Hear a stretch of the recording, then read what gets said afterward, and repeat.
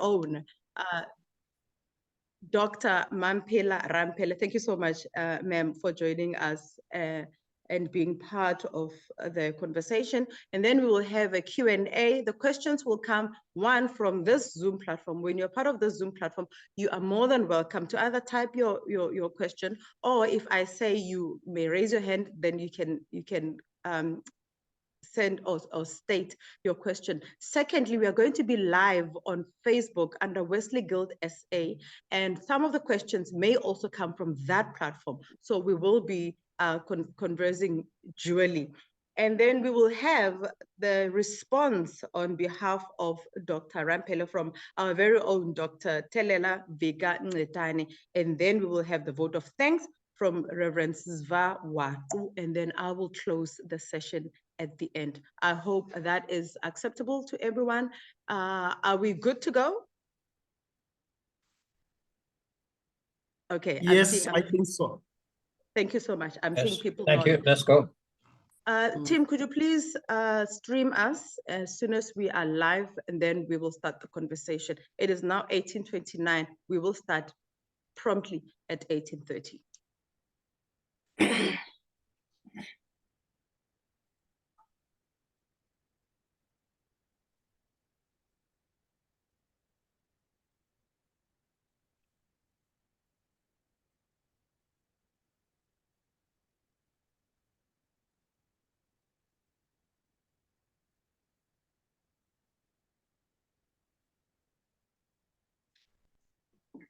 There we go.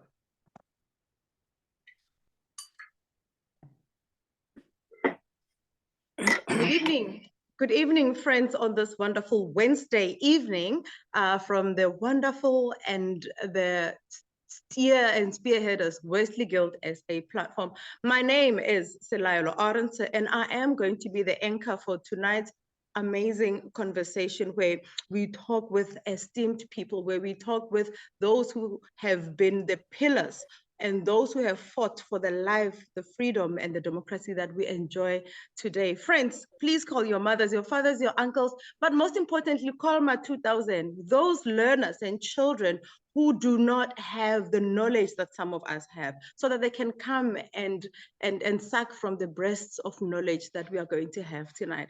It is now 18:30, it is 6:30. We apologize that we got to start a little bit late, but we know that the Bible says man makes plans, but God directs our steps. And therefore it was God's plan that we start at 6:30. We are not late. We are right on time.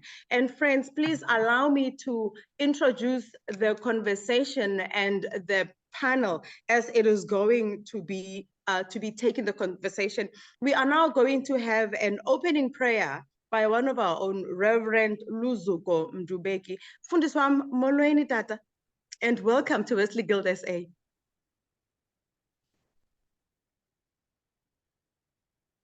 Mfundisi Mdubeki. Thank you. Thank you, Kosazan. Thank you so much, Tata. Thank you so much. We are so grateful that you are part of us tonight and that you are going to open this conversation for us with a prayer, because if God is not going with us, we are not going anywhere. And so that I would like to give this opportunity to you to open for us with a prayer. Thank you.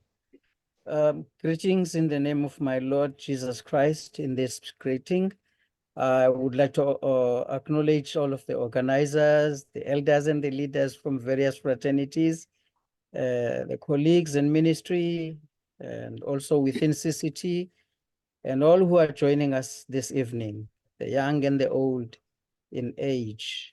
I am privileged and grateful for the opportunity to participate in this great program and to celebrate those who are our leaders and legends, especially Umama Mamphele Ramphele. Special greeting to you, my leader. The passage that I want to focus on for our devotional thought at this moment comes from the book Christian Tradition, Holy Scriptures, penned by Paul in Romans chapter 12, verse 1 and 2. Therefore, I urge you, brothers and sisters, in view of God's mercy, to offer your bodies as a living sacrifice, holy and pleasing to God. This is your true and proper worship. Do not conform to the pattern of this world, but be transformed by the renewing of your mind. And I'm placing an emphasis on this following sentence. Then you will be able to test and approve what God's will is. His good, pleasing, and perfect will. This passage I've read from the NIV. What I would like to tag my devotional, brief devotional with this tag. A deepening spirituality is a requisite for an overall positive impact in life. And so I'm trying to encourage the deepening of our spirituality so that we can make an impact on our lives. It is Dr. Miles Monroe who said, the value of life is not in its duration, but in its donation. You are not important because of how you long to live or how long you live, but rather you are important because of how effective you live. So this speaks to the impact of one's life that is and will be appreciated by both your contemporaries and the future generations. Some will criticize many of the decisions that you undertake, and some will even oppose them. But when you as a person are in touch with the spiritual realities of life, then you will have many opportunities and an overall positive impact in life. Again, I want to refer to Dr. Richard Foster in his book, Celebration of Discipline. He introduces the discussion on practices of deepening one's inner self, practices that he calls spiritual disciplines. And he says that for the people of ancient times, they did not need to be introduced or to be explained, to have them have the explanation of the what and the how of these practices. They were very much in touch with both the physical and the spiritual worlds within them. So for them, it was much easier to live a fulfilled life of inner connection and outer influence. But this, he says, in comparison to that generation, about our generation, that we have moved so far from self into being preoccupied with others, both for us and generations after ours. Spending time with the inner self is not only boring for people of today, but it's hard to practice. But the impact that we are called upon to have by the Apostle Paul, it hinges on the disciplining of our earthly bodies and the indulging meaningfully in the spiritual.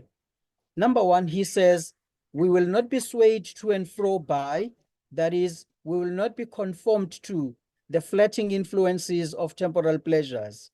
Number two, he says, we will be able to determine what is good, what is pleasing, what is the perfect will of the Almighty Creator, and will be able to choose to live by it.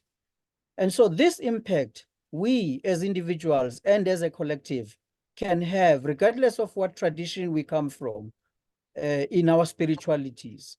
Whether you study the Bible or draw from wisdom of your forefathers and mothers, you can do both as far as I'm concerned. Or whether you kneel or bow next to your bed for prayer, or you kneel emsamu with the candle lit or impepo burning, whatever tradition we each may come from, I invite us to decide to have time when we will retreat to a quiet place and draw wisdom and strength from the invisible world that nourishes ourselves for a greater impact. In the same Christian tradition, the Holy Scriptures say, anyone who comes to God must believe that he exists and that he rewards those who earnestly seek him. And this is from Hebrews chapter 11, verse 6. This means that our time spent in resourceful spiritual engagement will not be wasted. It will show results in our lives. So may this word reach deep in our understanding and help us to appreciate the resources that we have in other worlds of spirit, And we celebrate Dr. Ramphele and her influence and all the legends in our history and the tradition in our country and in the world at large. Just briefly, could we pause in prayer? May the words of my mouth and the meditations of our heart be good, pleasing, and perfect to bring glory to you, Almighty God, Moya wasendulo, onguThixo wokhokho bethu. Amen. Thank you. Amen, amen. Nkosi kakhulu Tata, thank you so much for paving the way for us for this conversation. We really, really, truly appreciate you. Friends, as we have stated in the beginning, the conversation that we are having today is reflections on the story of Dr. Mamphele Ramphele, a view of where we are as South Africa or as South Africans. And we are so blessed this evening to have those people who have journeyed with us, with her, before we were even there. You know, as young people, especially in the church, we were able to draw the people and direct and force and twist their arms. And one such person is Dr. Bani Pityana, Prof. Bani Pityana, who is going to introduce our guest speaker for us. But before we introduce our guest speaker for us, we would like to pay homage and give thanks and appreciate the Center for Constructive Theology for coming up with this conversation, for making sure that they reach places and spaces where some of us cannot reach, and therefore being able to speak to Mewarena Mama, Dr. Mamphele Ramphele. Before I give to Dr. Pityana to introduce Dr.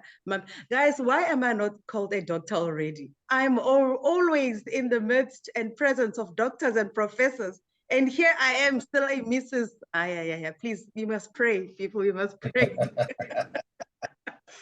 And so prior to me giving to Prof. Pityana, those of you, which I think it is the many of young people today who have lost touch with the history as we knew it, some of us who are senior youth as we are. Professor Pityana is one of the founding members of the South African Student Organization and an important figure in the Black consciousness movement with the late, the great, the icon, one of our very best own, Stephen Bantu Biko, and an exponent of Black theology. His more recent work in human rights has been widely recognized, and Professor Pityana has been a vice chancellor of almost all the universities that we appreciate today. Prof. Pityana, thank you so much and welcome, Tata. Thank you very much, Salailo, our facilitator today. And a special word of thanks to Manla for putting this evening together. It's an inaugural evening. It's the first time that this CCT reflection group has had an evening like this. And so it was not surprising that there would be hiccups here and there, but we're delighted that it is on course. The second thing I wanted to ask us to do is just to take a moment's silence to remember Professor Moshe Ngondo. Today was the memorial that the University of South Africa did in honor of him. And he was a member of this group, and his work was very much aligned to what this group is about and what it stands for.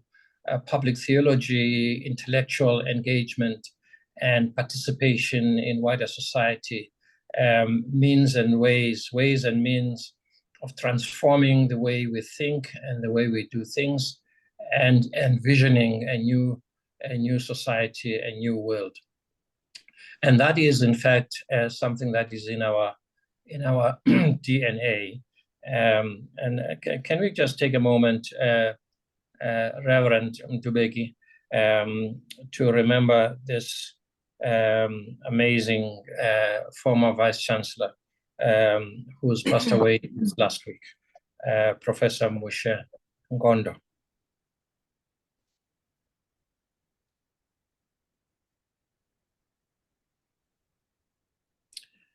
Rest eternal grant unto him, O Lord, and may light perpetual shine upon him.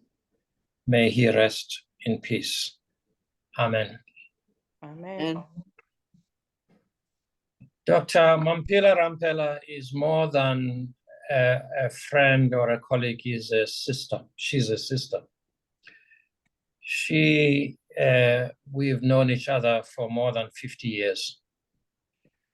She was once upon a time, evergreen as she might be, she was once upon a time a young university student when I first met her in 1970. I was drawn to this group of amazing young university students through Steve Biko. And I found a buzzing group of people who feared nothing, were not afraid to say it as it is, were beautiful, were engaging, were clever. And I thought at the time, you know what, actually I'm in the right place here.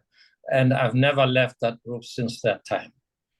So Mamphele and I have been through our journey through that 50 years. But one thing that strikes me as I'm not going to be long, in the early days, I was Secretary General of the South African Students Organization. She and I were running training programs for students. And so we were actually on a train to Johannesburg, to Welkerspruit, I think, where we were running this training session. And as General Secretary, I forgot to bring the tickets for all the students who were in the train. And so we had a rather very, very irate ticket conductor, a white man, a rather rotund and short he was, who wanted to take us off the train, and we were refusing to get off the train because we were saying to him, okay, we can arrange for the tickets to be deposited at the railway in Durban. There's no need to take us off the train. And so we were getting agitated. Mamphele and I were on different sides of this man. We needed to communicate together. And the only way we could communicate is if we spoke a language of this man. And we wanted to communicate in such a way that this man didn't understand what we're saying. So Mamphele says that she vowed that day that never again will a white person speak our languages better than she does. And I have to say that she succeeded better than I can claim to have done. Since that time, she speaks isiXhosa. She's lived among Makosa people. This lady from Bochum in the then Northern Transvaal has been, in fact, a person where she is at home in any part of this country. Mamphele qualified as a medical doctor during that time, and immediately after that committed herself to starting as another pioneer venture with the Black community programs, which at the time was led by Steve in the Eastern Cape, in King Williamstown. She started the Ramphele Clinic. As a student, she had actually organized medical students to run clinics over weekends and also during holidays. So it's something that had been a passion of hers, to make sure that medical health was accessible to as many people as possible, and that those who were training to become medical doctors should have the heart and the mind to connect with people at all levels in a very real sense, not just in a professional sense. Yeah. And so Mamphele then moved to King Williamstown and set up this amazing clinic, which was Ramphele Clinic. And of course, because they then set up another group of Black consciousness activists, young people around Steve, who was banned, And of course, they attracted the attention of the police once again, because we were all banned, and Mamphele was subsequently banned to Tzaneen, Lenyenya, I think the place was, in there. So she was banned there, and she challenged the banning order and found herself, she drove in defiance all the way back to King Williamstown at that time. And in Lenyenya, she set up another clinic, which was conceived around the ideas of Mamphele for the people of Tzaneen. So in many respects, Mamphele is a pioneer of public health in our country, a very committed person about what health actually means to ordinary people. For her, Black consciousness is not simply a theoretical concept. It is about how we actually, in practice, live what it is that we believe. And then, of course, after the banning order, again, defiantly, she found ways to go to Cape Town, and was responsible for that project with Francis Wilson, which was a poverty project, and they produced research on poverty, which I think has been ignored by this country. If only the government could actually dust that up and really take up what it is, we would never be living in a society that is the way that it is. And so while there, she developed an interest in anthropology.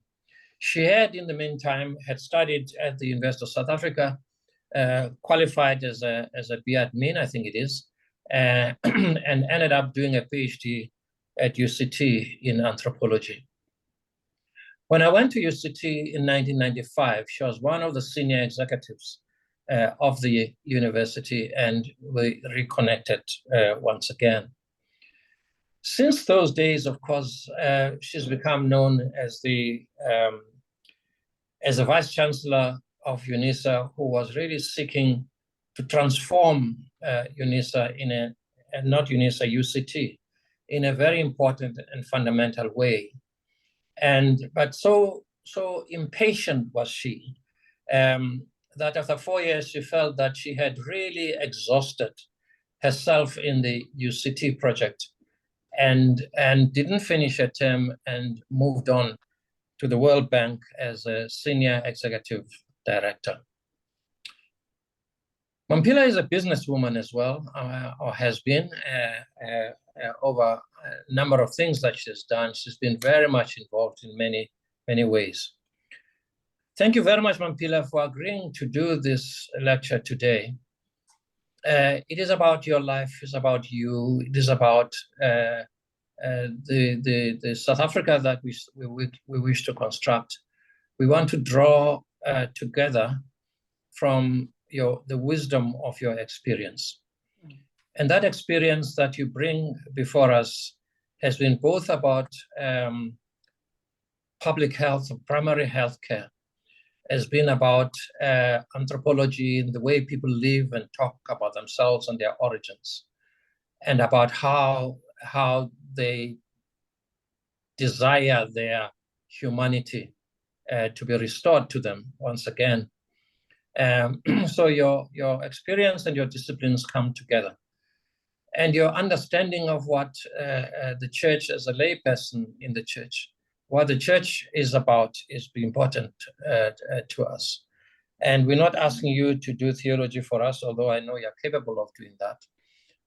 We're asking you to draw from your experience in a manner that will engage us as a group.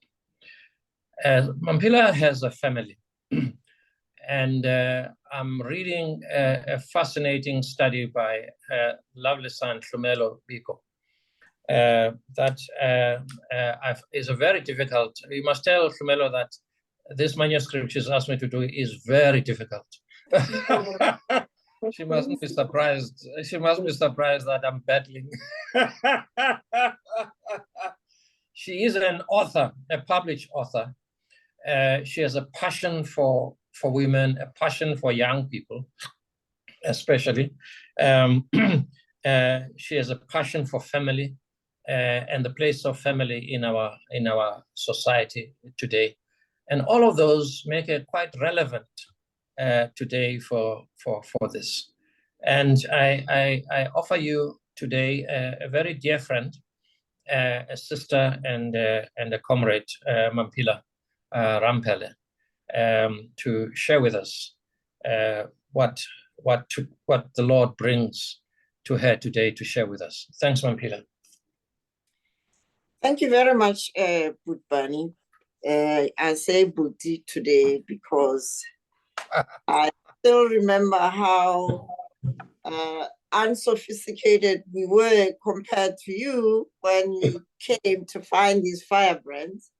And you were able to bring your considerable administrative skills and organizational capacity to get us to where we are, or where we ended. And of course, all of that was the foundation for who we are today. I want to start by saying just how transformative the experience of meeting with young people from all over the country. I'd never in my life met students of Indian origin or people from other African languages. And there were the designs of the apartheid system actually had unintended consequences. Because instead of us growing up in our divide and conquer kind of little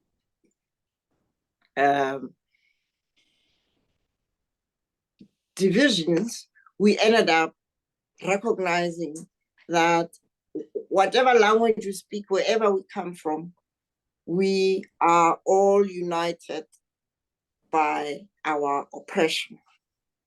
And we had one question which led us to the ultimate evolution of Black consciousness. Our question was simple. Here we are as indigenous people of this country, oppressed by less than 10% of the population. And we are more than 90% of them.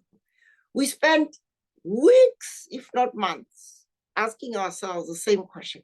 How is it possible? Of course, we all grew up in families where our parents told me that white people know more than we do, so be careful, they will kill you, they have weapons, they have whatever. But that didn't stop us from asking that fundamental question. And one day, it's like the priest started us with St. Paul's readings. We also had scales falling off our eyes when we realized that for as long as a majority of people, indigenous people, identify themselves as negatives of their oppressor. Remember, this is 1968, 69, when we were known as non-whites. And we also said to ourselves, we are non-whites, non-Europeans. Imagine in Africa, to have someone come here and set up an identity crisis for a whole continent, and particularly for our country. But the day we realized that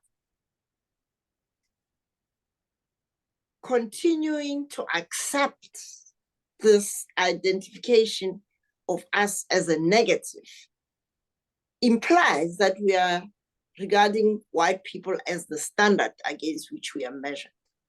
Europeans being the standard against which Africa is measured. And we decided, no, we are Black, we are proud. And that process of self-liberation from negative identities to a positive identity of being Black, proud Africans with this rich heritage of the cradle of humanity and the cradle of the very first human civilization. That was totally liberating. And of course, once the human spirit has been liberated, you can't put it back into the bottle. So Barney tells you that you have met over 50 years ago. It's actually, this year is the 54th year. And we are still Black, proud, but now we emphasize more our pride as Africans who are the inheritors, the heirs of the first human civilization. I emphasize the self-liberation because here we are 30 years after the dawn of democracy. Just look around you.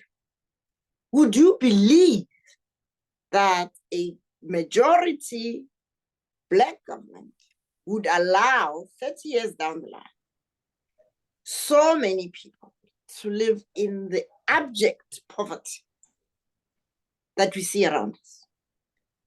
Would you believe that we have an unemployment rate of, officially they said it's 42 point something. But when you walk in the villages, the townships, more than 70% of young people, even those with degrees, are walking the streets of this country, which means we are not yet liberated. But here's the good news. Those of us who self-liberated have never looked back. At 76, I'm still actively organizing young people to step up to leadership. I'm glad to see that many of the people in this call are young people. My message, central message to you is just take time to travel into yourself and ask yourself the question, am I showing up every day, every morning with the best version of myself? Am I celebrating my uniqueness? Because every human being is unique, but we are all interconnected, interdependent within the web of life. And we are fortunate as Africans because our ancestors figured out this whole philosophical orientation of what it means to be human. Ubuntu is a guiding philosophy that many young people don't really stop and think about it. What does it mean that to be human is to be connected to others, to be in community with others, that there are no races, there's only one race, the human race. Why are we still having in South Africa today so-called racial groups? That our children, when they go to university or they are looking for work, they're supposed to fill in, what race do you belong to? What race? There is only one race, the human race. And having those, continuing to embrace those categories, which were categories for purposes of divide and conquer and oppression, we are actually continuing to bind ourselves with the chains of lack of freedom. And this is a spiritual group that reflects on that. The human spirit is born to freedom. And that freedom we embraced in the late 60s. And it has guided us up to this moment. For as long as you, as young people, think that to be yourself, you've got to modify your looks and your being because it's not good enough. You are good enough. You have been created in the image of our Creator. And you have a very special role that you were given. And that role has to be embraced and exercised with the full love and respect of Ubuntu in your personal life, your family life, your professional life, and the political choices you make. Now imagine if all of us were guided in our everyday engagement, in our professional life, in our whatever we do, by the values of Ubuntu. Respect for human dignity, your own and others, compassion, empathy, and the willingness to share. There is enough in this country in the form of wealth, if only we had we embrace this Ubuntu. So we would not, if we had embraced Ubuntu, have state capture. You couldn't possibly, as a public representative, given the responsibilities to run, whether it's education, health, or whatever aspect of our lives, to take what doesn't belong to you, to take milk out of the mouths of babies and money out of the hands of old men and women. And so my central message to all of you is, let us go back to the beginning and embrace the need to liberate ourselves from negative connotations that others might apply to us. As women, there is no need for a woman to feel inferior. As a Black person, there's no need to feel inferior. As a child, you are a unique genius that's been created with infinite capabilities. And as parents, grandparents, sisters and brothers, we have a responsibility to our children, our grandchildren, to support them so that we can unleash their creativity and their innovation for a more prosperous democracy. Our country has got this infamy of being the most unequal country in the world. And this reflects badly on us as a people that are still in bondage, a people who have not yet embraced their own humanity and therefore the humanity of others. So I will round off by saying, I have met enough young people who have self-liberated, who are an absolute joy to watch. Whether you're looking at the people in the LEAP school system, or you're looking at people who are working in various areas of life, as social workers, as psychologists, as teachers, as nurses, those who have self-liberated, they shine like a light at the top of a hill. And each one of you can indeed liberate yourself. Take that light from under the bushel and put it on top of the table. And you must lead by example. Lead through the values of Ubuntu. Everything becomes a joy. Every day I wake up, I greet the morning, because every day is an opportunity to serve, to celebrate, and to add to the joy of life that we have been granted by our Creator. I'm going to stop there.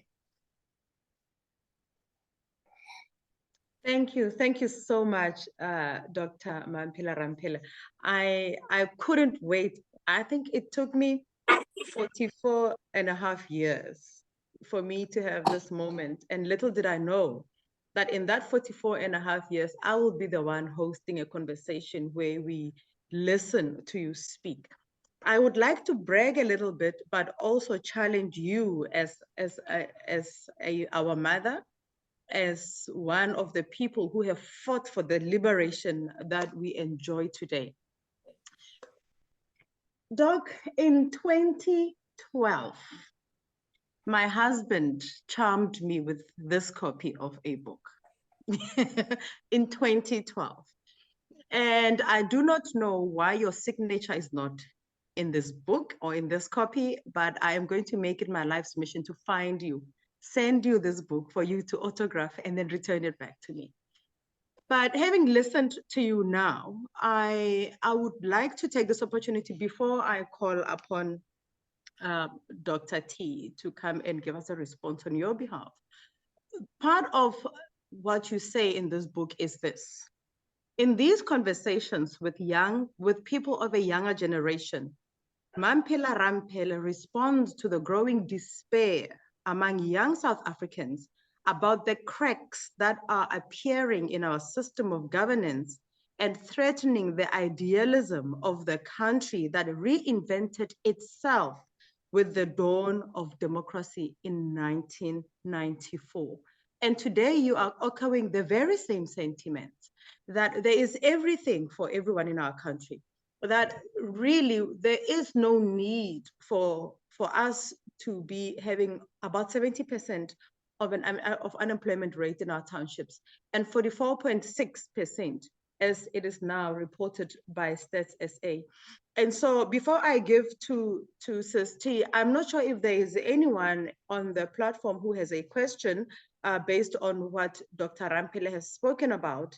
The one thing that also is very clear in my mind is self-liberators shine like the light on top of a hill. And I have seen people who were forced to liberate, that light gets dimmed very quickly because it never came from within. But those who were thirsty for liberation, those who yearned for liberation, those who hungered for liberation, and those who pulled themselves out of poverty through the straps of their own boots, you see them. And when you say there is joy, sometimes you see them that people are struggling, but they have so much joy because they are self-liberated. And for that, thank you, Mama. As Ngonyana wa Mopedi, I am proud to call you Womma, because I can see a part of myself in you. It is very important for young people to see a part of themselves in those who have gone before us. Now, friends, on the Facebook channel, please feel free to send your questions or your comments, and then we will read them for you on this platform. And on the Zoom call, I'm not sure if there is anyone on this Zoom call currently who has a question for Dr. Ramphele before we move to Dr. T. Please feel free to raise your hand or unmute yourself so that we can give you your shine. You might not have this opportunity ever in your life. So I want you to take it with both your hands and ask a question or share a comment, or if you have worked with Dr. Ramphele, please share some few secrets that would be good for her to write in my book when I send it to her.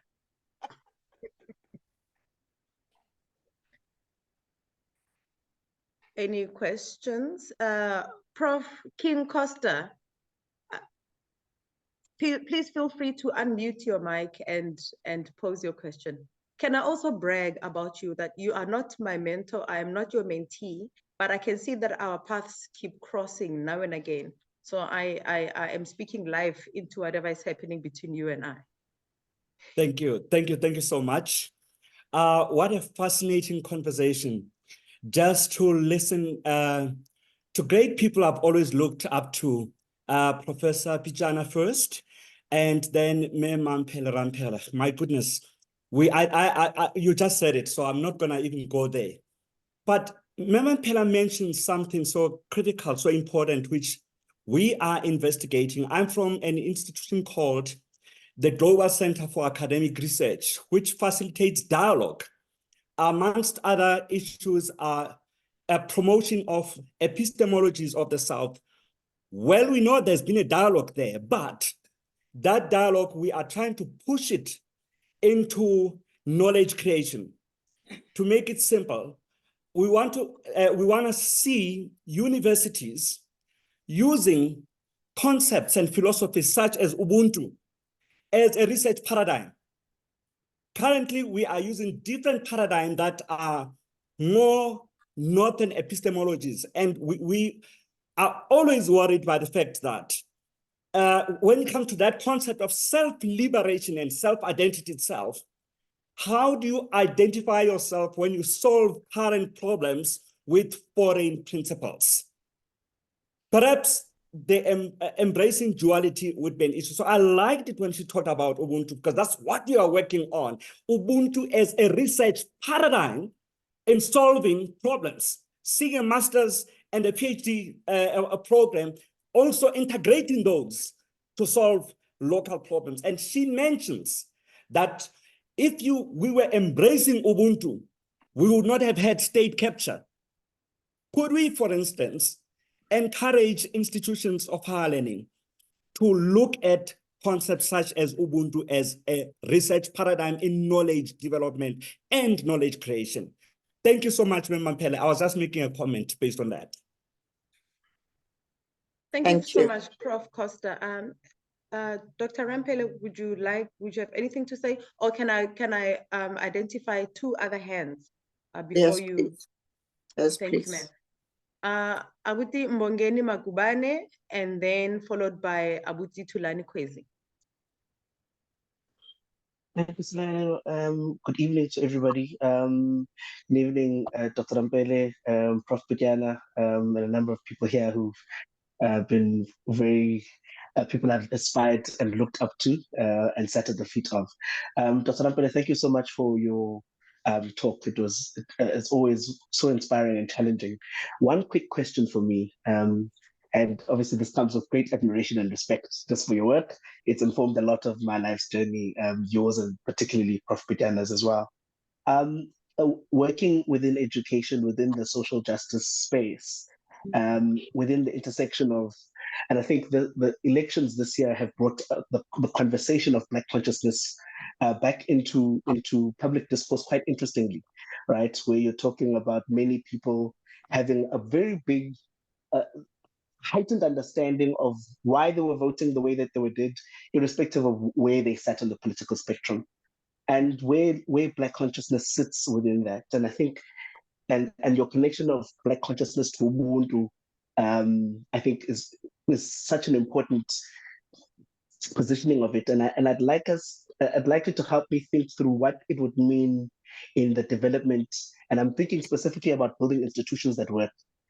I have a great worry about a social justice infrastructure within education that is going to capacitate young African children to understand their history, to understand themselves, and to build a society and a country that works, that really, really, really works.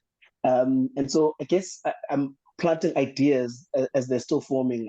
I'm in different conversations, particularly within education, at the intersection of education and social justice, education specifically, to say, what would it look like for us to build in institutions currently, particularly in education, whether you're talking about curriculum, whether you're talking about infrastructure within the department itself, that infuses, and I guess this connects to Prof. Costa's point, right? To say, we intellectualize this thing, we study it, but we also know it. You know, it's known by a professor, but it's also known by Gogo Elalini.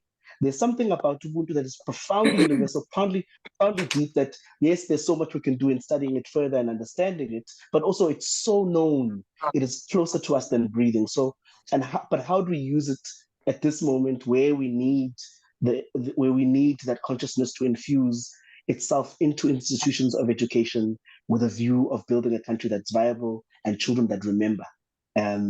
So it's a bit of a loose question. I'm sorry for that, but I hope it kind of, yeah, you understand where I'm going with it. Thank you so much. Enkosi kakhulu But Mbongeni. But Thulani.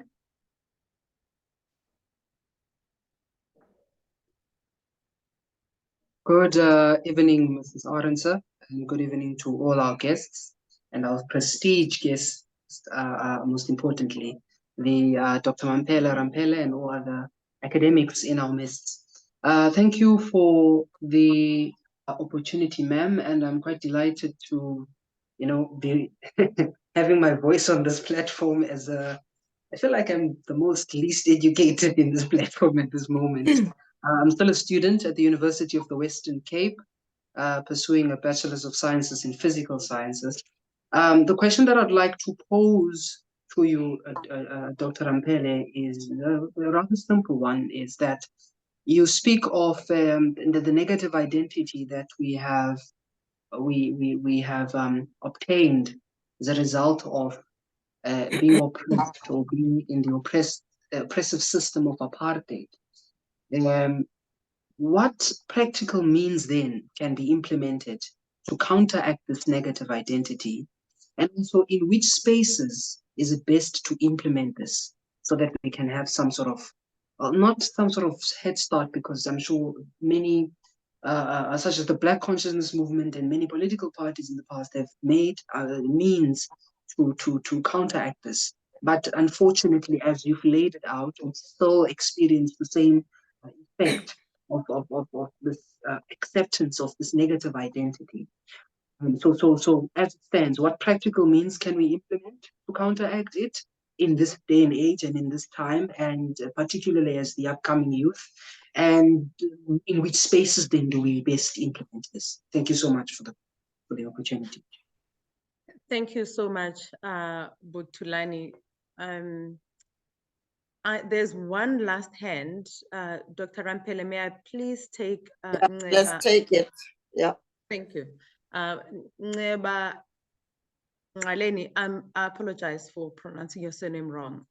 Please it's fine. I've got all the clicks, so don't worry. Thank you so much. Thanks, Dr. Mamphele, and thanks, Prof. Bijana, for that introduction.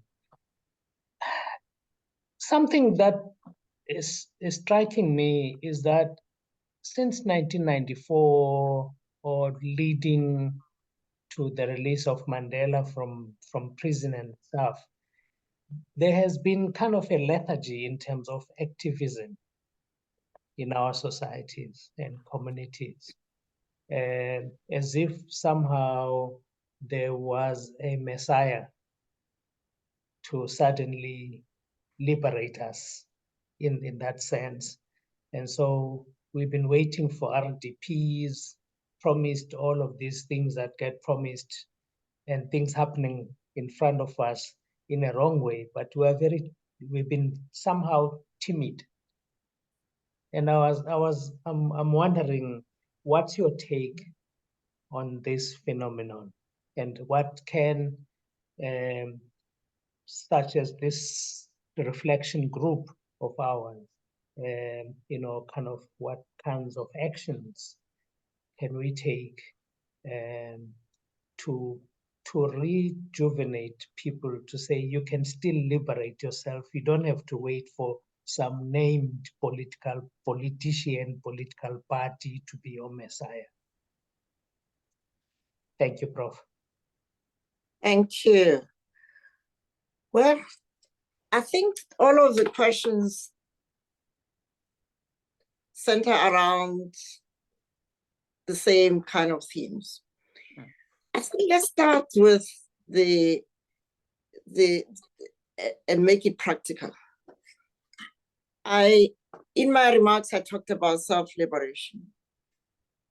And I think the biggest mistake we made in the run-up to the 1994 elections was in returning to the politics of the 50s, anti-apartheid politics. Now, when you are anti-something, what are you for? And so what we got in 1994 was political liberation with a very good, in fact, an excellent constitution. But we did nothing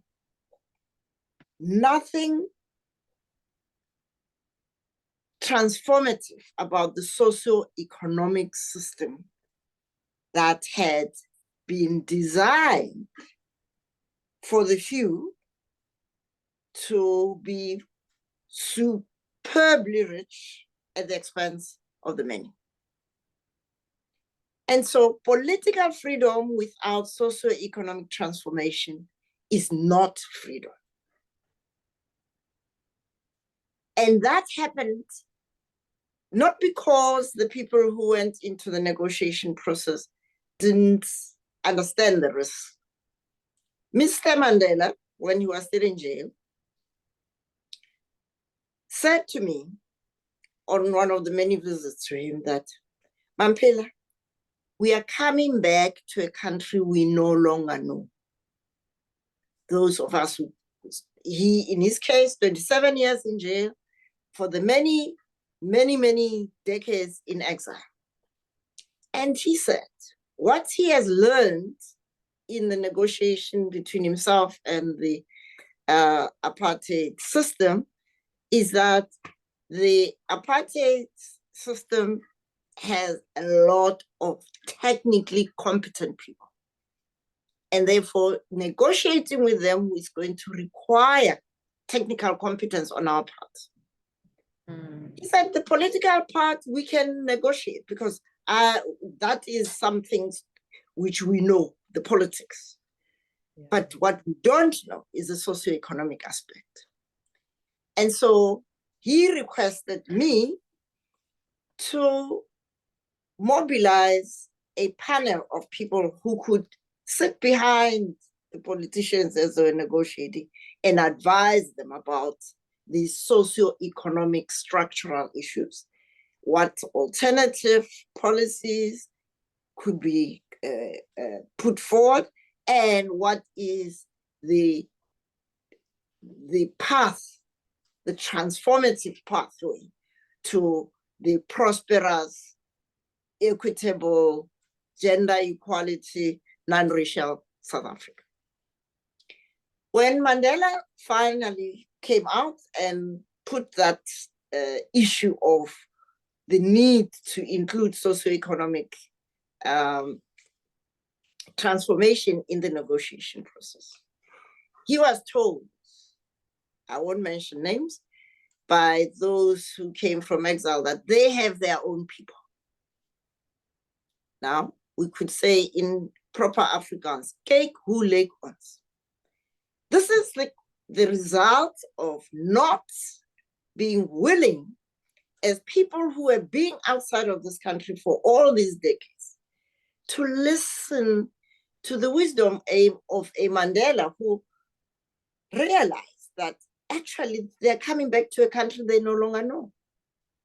And this is where the opportunity was to bring in the internal activists and people who had been experimenting, like I was in the health sphere, others were in education, and others were in many different pilot development models, including urban transformation and so on. So that is the fault line on which our democracy was built. The unreconstructed socioeconomic system. This is why we've got this poster child title. So where do we go from here?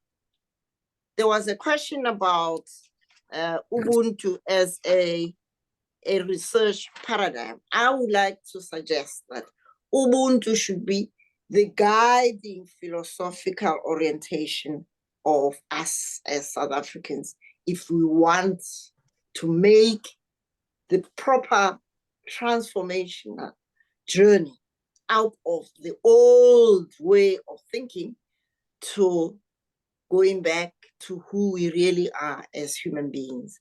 One single human race, as Archbishop Tutu would say, one single human family, God's family.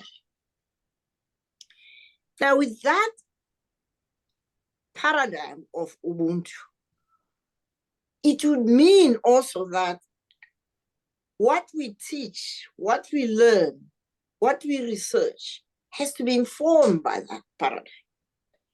We are a very strange continent. The continent of Africa knows more about their colonial masters' histories, their literature, their fashion trends, everything, but they know very little about Africa. I didn't know what Bunny is talking about, my son writing a difficult book. He's had to go and do his own research because what he was taught at school and at university didn't tell him anything about how did we end up with the pyramids that we have in Egypt, which are our heritage. How did we have people those many thousands upon thousands of years ago able to mummify human bodies? How did they build the pyramids in a way that reflects the celestial bodies and all of the constellation of stars? How do they have agriculture and plenty of food on the banks of the Nile River? Because they studied the rise of...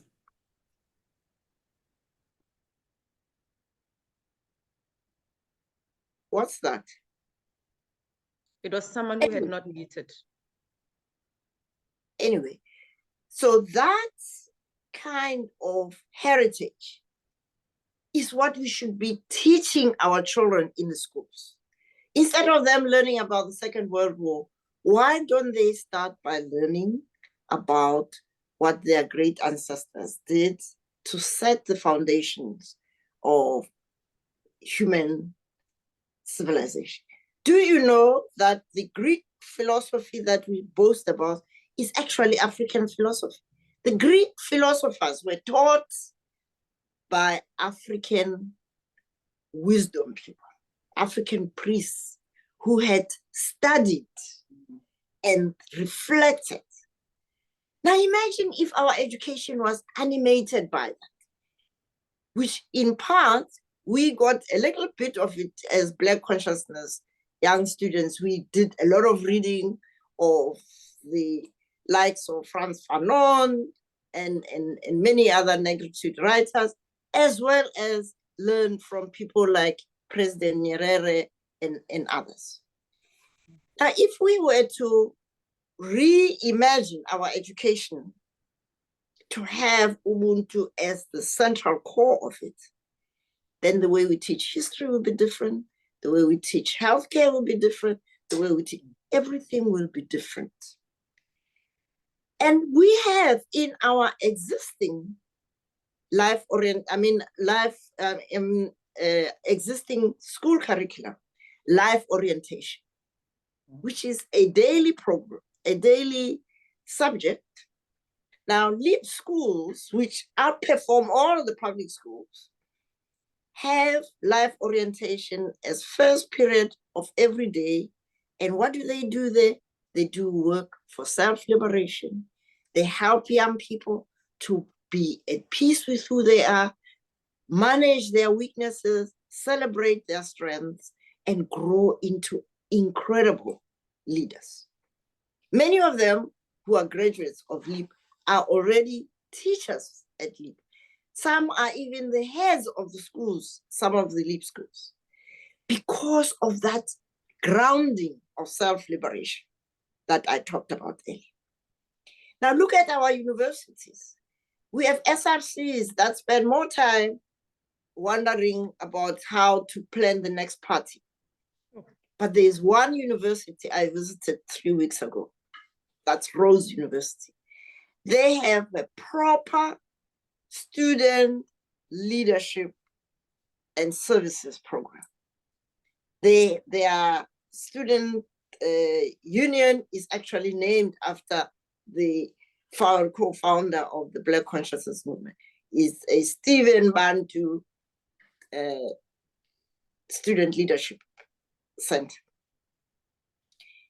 Imagine the opportunity we are missing of making sure every student who graduates from university also graduates as a self-liberated person, so that when they go and practice whatever profession, whether they're engineers or they're journalists or they're doctors or they are leading with Ubuntu values, self-respect.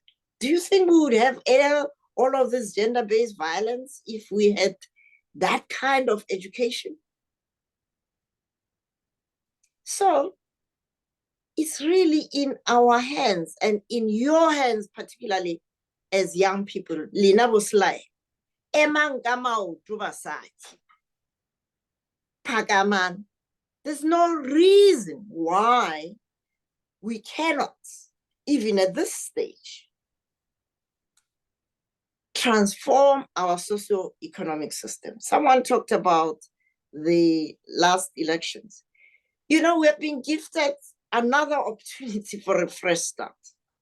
And I'm so pleased to see young people now in charge of basic education, higher education, and even Umpit from EFF Plus in correctional services.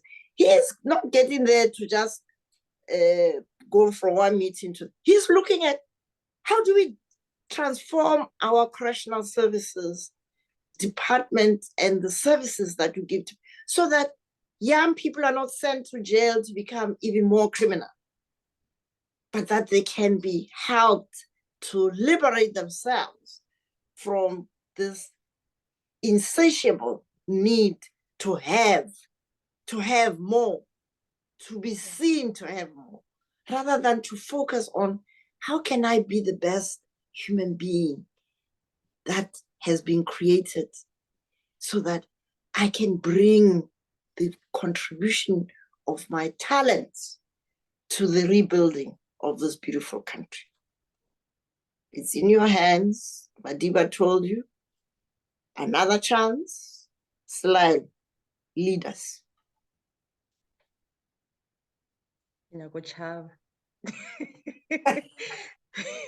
Thank you so much, Doctor. And I'm hoping that everybody who raised their hands have been answered. In our chat box, Pumlani Majola says, thank you to Dr. Ramphele for her continuing life and contributions to life in South Africa. Perhaps just one question. Oh, then, Yacha. Perhaps just one question. My mic is my mouse is running away from me.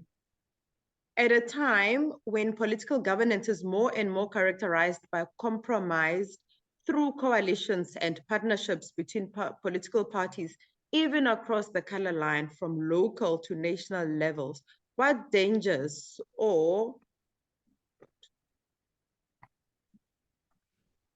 opportunities does he foresee for the developmental aspirations of our country? Daoud Agava from Nigeria says, thank you for the presentation, participating from Nigeria. Thank you so much, my brother. You are most welcome and we are grateful to have you. Yes, that was the only question from. Yeah, the thing about the post-May elections, I really worry about people who think that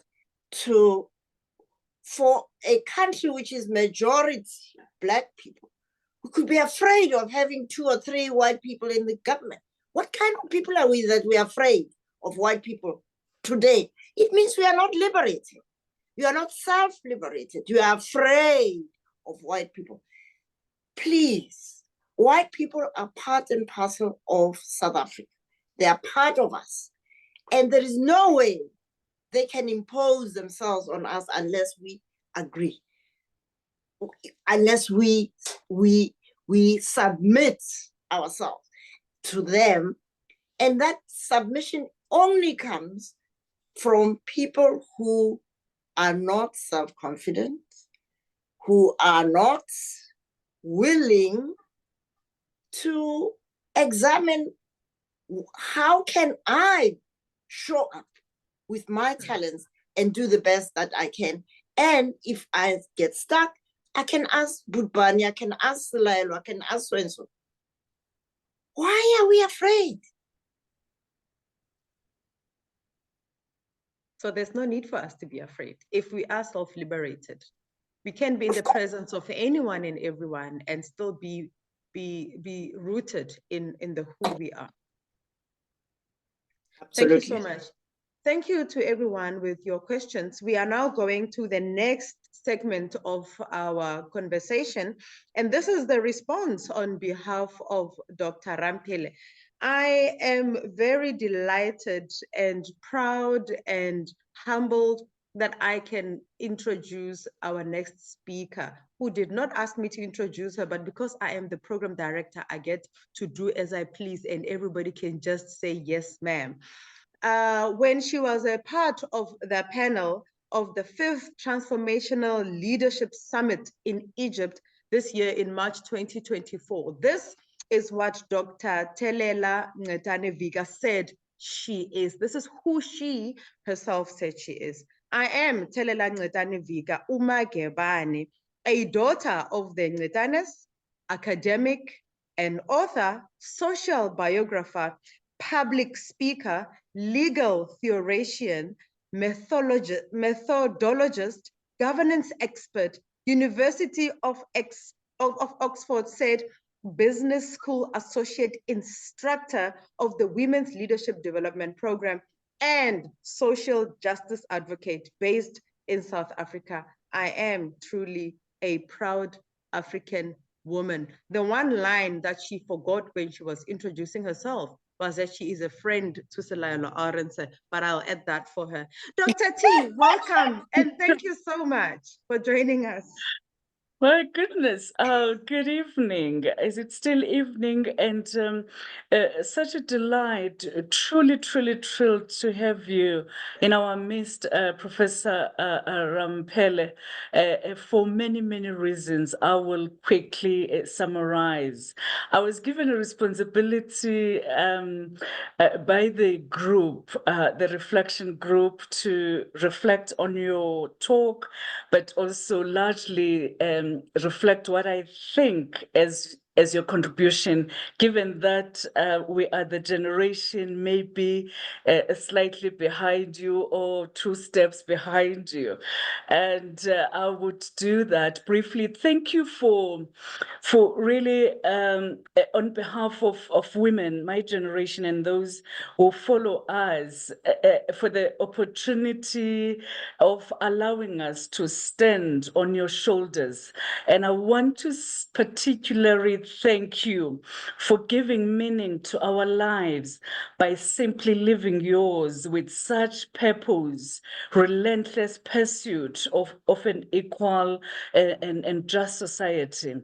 And thank you so much, especially that it is the Women's Month in South Africa, that you have really given us a blueprint to public service, and also how to do activism even during times that are challenging, and also in your talk and just your general life, as we've been following you over the years, the profound understanding of the human experiences, fraught sometimes with complexities, but worth fighting for, especially a Black cause.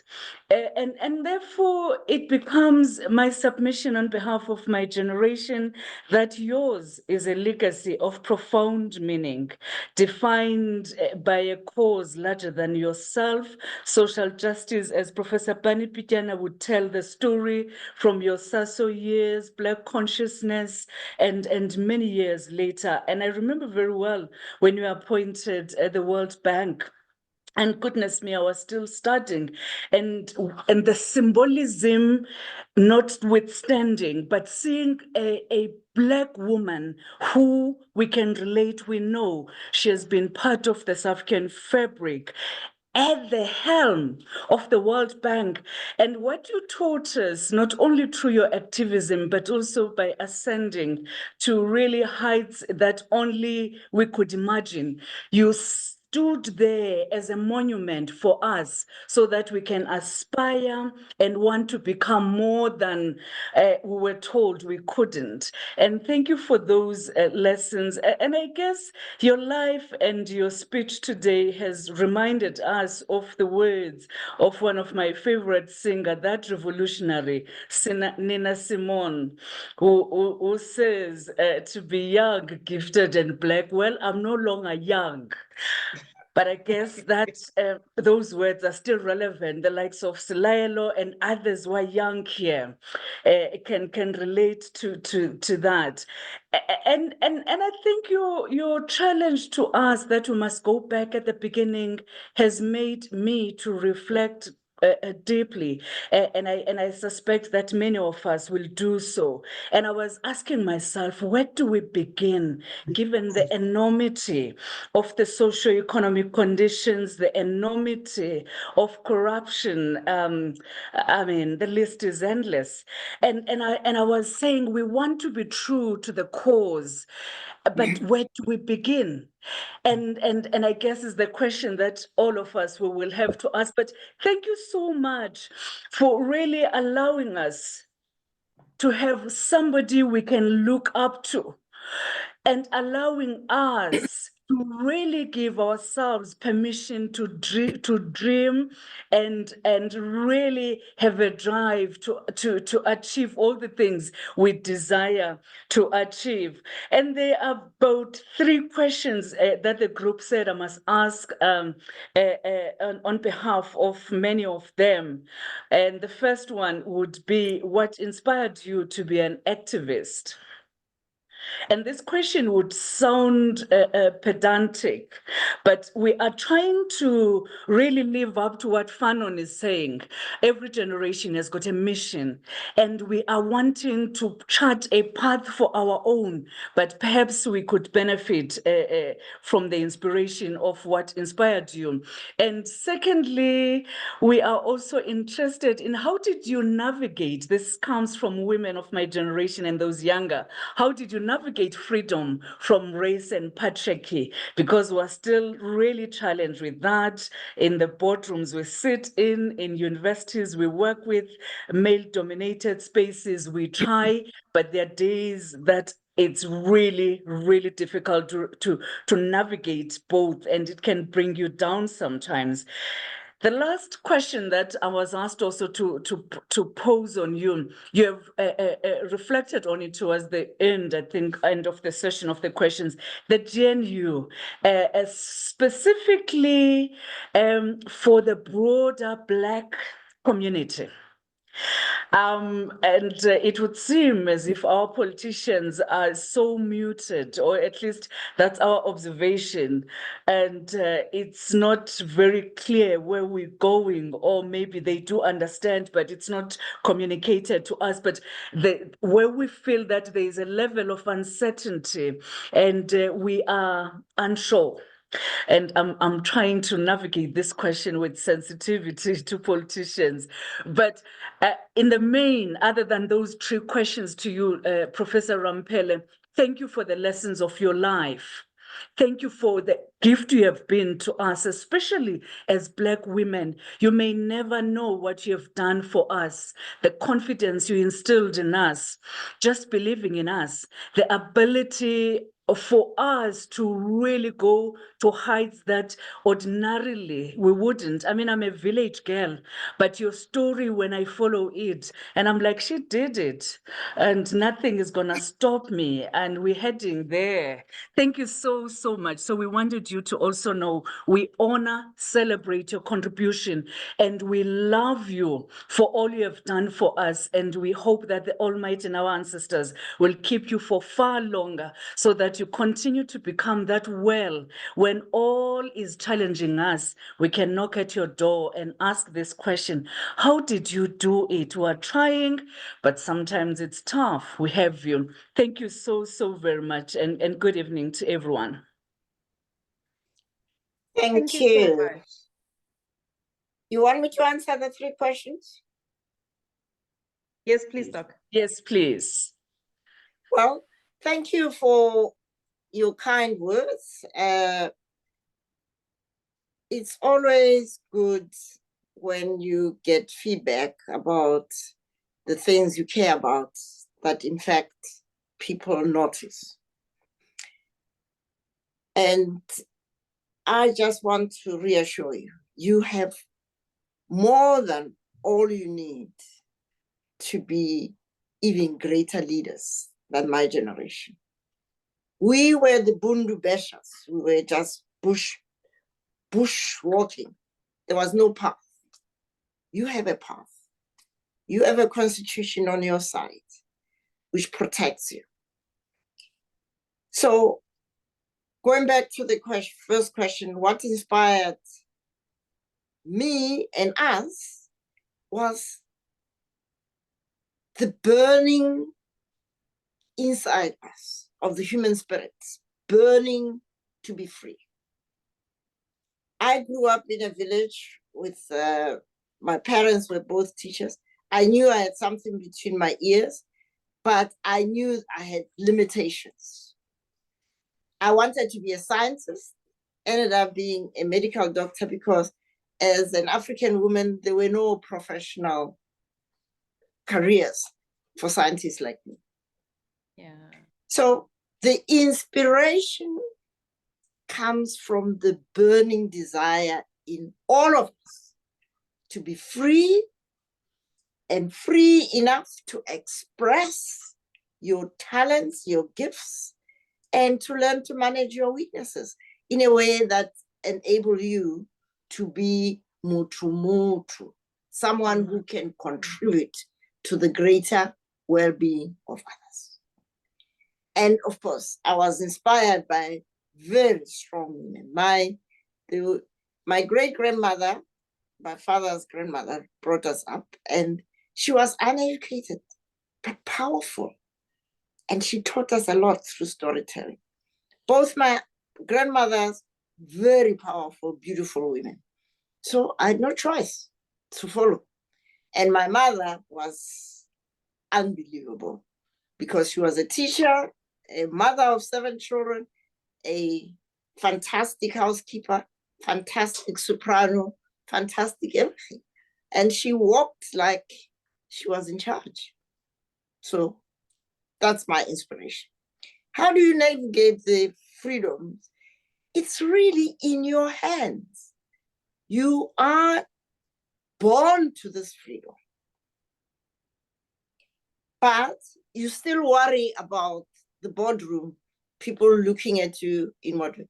You know, my experience of racist and sexist is if when they look you in the eye, you look down, you are done. Ask Bunny. We didn't care whether it was a big, burly policeman who look him in the eye and insist on being treated with respect. During those bad days, the reason Steve was killed is because he would not be humiliated. We survived, but we survived with our dignity intact. Because once the spirit is free, you will not allow anybody to trample upon it. But now you guys have the protection of the Constitution. You have the protection of internet.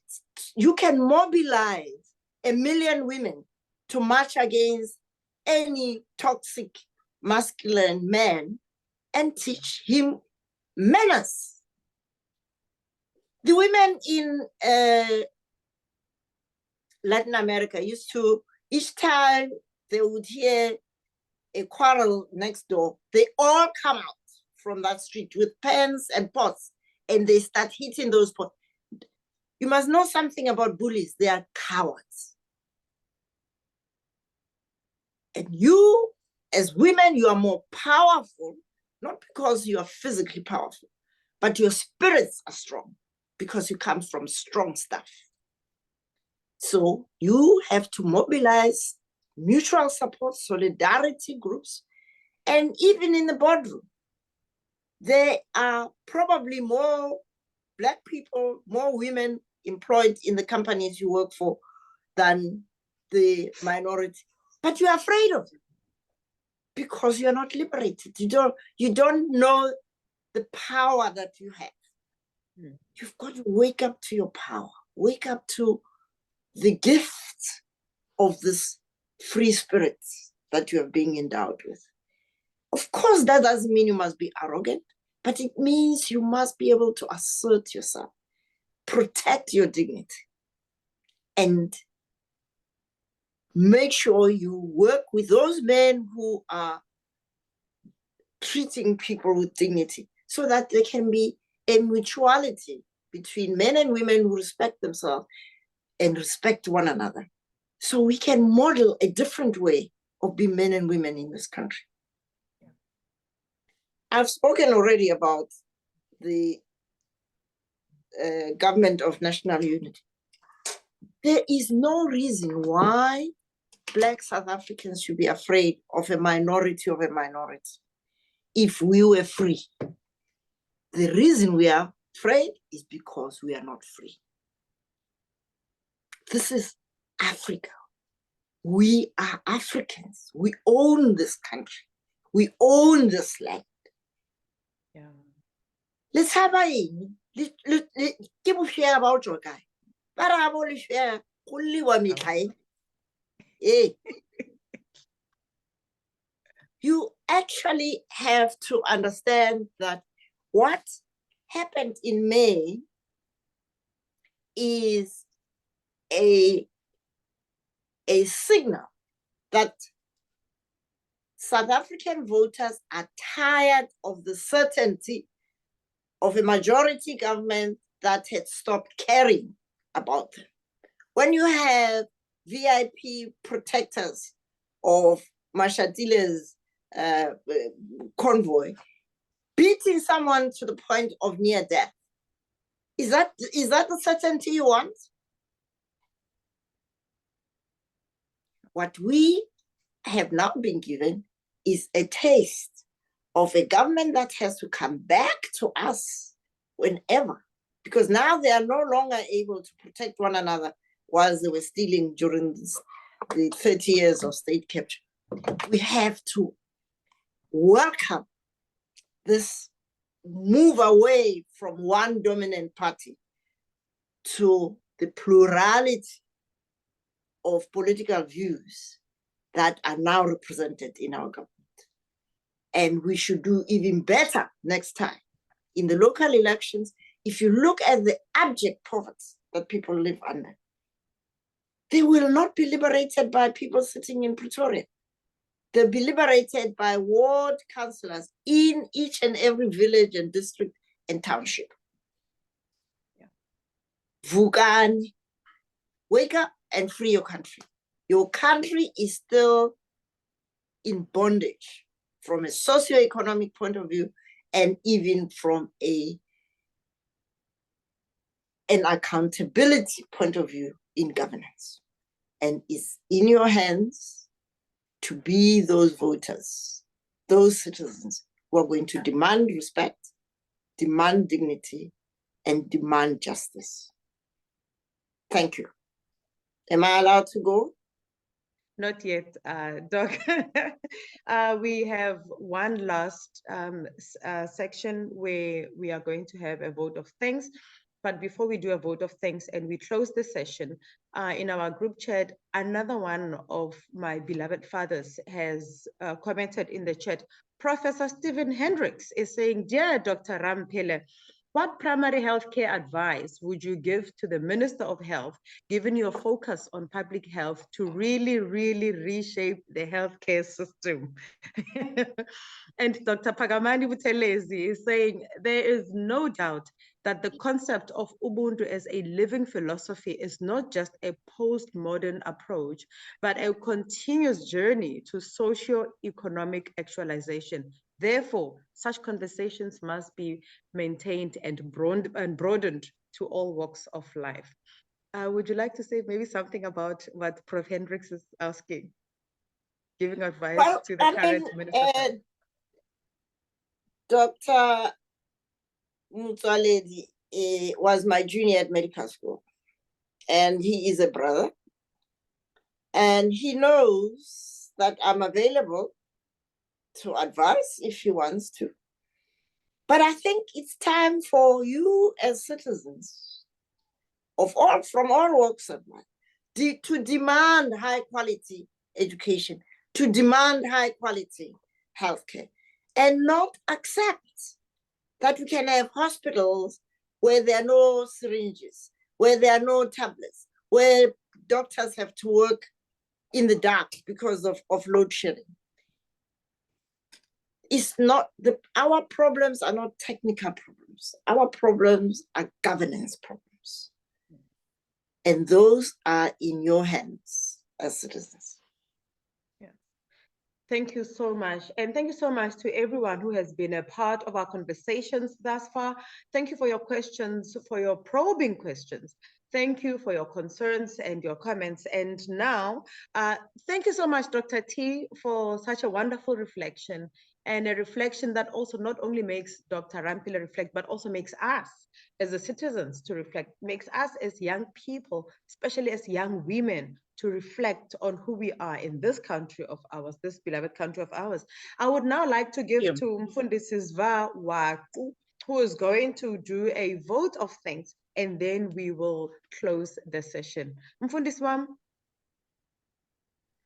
Thank you very much, my sister, indeed, for guiding this, entire conversation. Firstly, without further ado, let me thank everyone who has been part of this conversation, those who are on this platform, but also those who are on Facebook. And for your patience as well, as we had glitches earlier on, as Professor Pijana has said, this is our first of the many that we are going to be having from the Center for Creative Theologies. And so it's important then that as we go and ponder what Dr. Ramphele has shared with us, we don't forget also the words of Cornel West when he said, "Never forget that justice is what love looks like in public." And so the encouraging words from her should inspire us, therefore, to go and be the examples of love wherever we are. And to you, Dr. Ramphele, indeed, on behalf of the CCT, I wish to extend a heartfelt gratitude for your inspiring and thought-provoking conversation and wisdom that you have shared with us, but even more so for agreeing to be the first to share these thoughts publicly as we are launching the Legends of Freedom seminars that will be taking place. Please do accept our sincere gratitude for your eloquence, but also for taking us to spaces that bring together theology and freedom, and we feel that that is an important intersectionality. Your extensive experience as an anti-apartheid activist, reminding us of our own activism. And so we really would like to say thank you very much. We are immensely grateful for your time and effort in sharing your wisdom with us. To those of us who have received this invaluable contribution from our mother, I want to say, indeed, as Alice Walker once reminded us, in her writings that we are the ones that we have been waiting for. And indeed, may we live to be the ones that we have always been waiting for. Thank you very much to all of you, and may God bless you richly. Thank you. Thank you so much, Reverend Waku. Thank you to each and every person who made the time and took the time to be part of this conversation. A wonderful thank you to Professor Bani Pityana. We know that you were traveling this evening, Tata, and then yet you made sure that you were part of this and you gave us all the insight that you were asked to provide to this platform. Thank you to the Center for Constructive Theology for being our partners and making sure that we get to feed and to suck from the breast of wisdom and knowledge.